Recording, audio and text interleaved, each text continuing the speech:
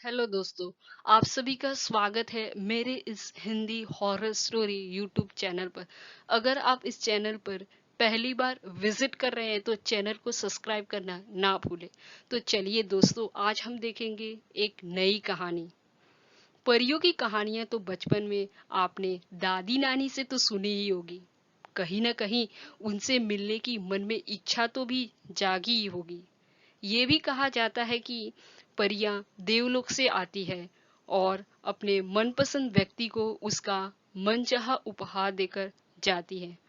तो चलिए दोस्तों, आज हम एक परी की एक सच्ची कहानी देखेंगे।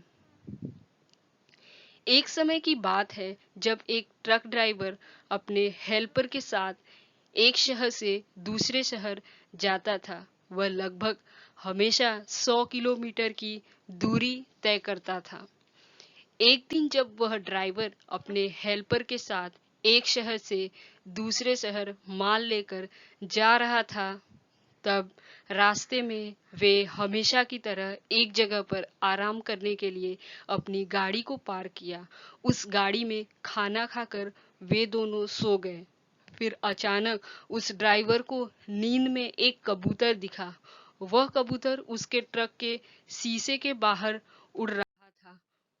परियों की झुंड अचानक आई और उस ट्रक ड्राइवर को उठाकर एक स्थान पर ले गई।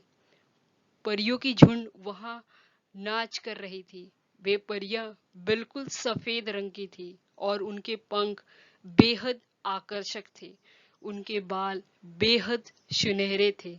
जब सुबह हुई तो ट्रक ड्राइवर का हेल्पर उठा और उसने देखा कि उसका ड्राइवर नहीं है।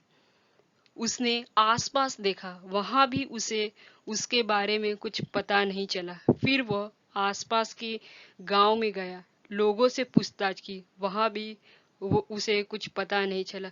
फिर वह कुछ आगे गया, फिर उसे वो ट्रक ड्राइवर सड़क पर सोया मिला। उसने ड्राइवर को उठाया और पूछा कि तुम यहाँ क्या कर रहे हो। ट्रक ड्राइवर सोचने लगा कि मैं यहाँ कैसे आया और मैं यहाँ क्या कर रहा हूँ।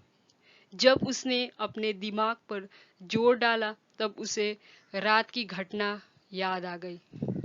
वह सब याद आने लगा जो उसके साथ उस रात हुई थी और उसने ये पूरी घटना अपने हेल्पर को बताई।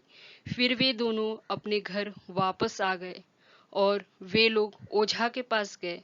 तो ओझा ने उस ड्राइवर को ताबीज पहनने के लिए दी और झाड़ फूक किया और कहा कि अब कभी भी उस जगह पर मत जाना। लेकिन एक दिन वह ड्राइवर फिर से उस जगह से गुजरा, तब भी उसके साथ वही सेम घटना हुई जो कि पहले उसके साथ हुई थी। फिर वह उसी ओझा के पास गया। फिर ओझा ने कहा कि मैंने तो तुम्हें मना किया था कि तुम उस जगह पर मत जाओ, फिर तुम क्यों गए उस जगह पर। तब उस ड्राइवर ने कहा कि मुझे पता ही नहीं चला कि मैं कैसे वहां चला गया। फिर ओझा ने कहा कि अब कभी भविष्य में वहां मत जाना, वरना तुम्हारे साथ बहुत बुरा होगा। उस दिन से वह ट्रक ड्राइवर उस जगह से कभी भी नहीं गुजरा।